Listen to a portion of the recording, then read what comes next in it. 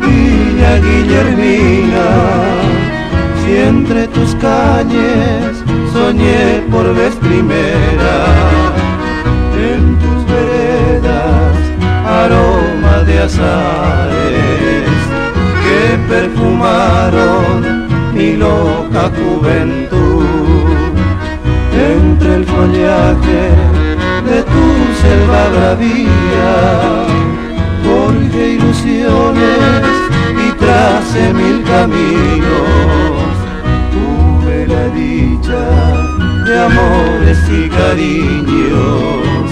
¿Cómo olvidarte, Villa Guillermina? Yo soy uno de tus hijos que a la distancia siempre recuerdan y acarician mis oídos, voces y canto tan querido. Despertaban las mañanas del trinar de pajaritos, el arroyo de los amores fue testigo de mi adiós.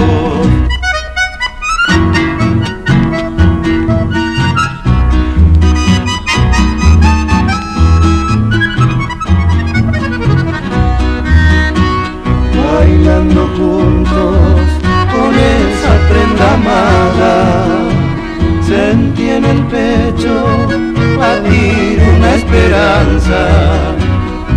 Esos amigos, recuerdos de la infancia, esa maestra que bien me aconsejó. ¿Cómo olvidarte, Villa Guillermina? Si ese tu cielo es tan azul divino y las estrellas aún más fulgurantes, el manto eterno que cubre mi orfandad. Yo soy uno de tus hijos que a la distancia siempre recuerdan y acarician mis oídos, voces y cantos tan queridos. Despertaba las mañanas del trinar de pajaritos, el arroyo, los amores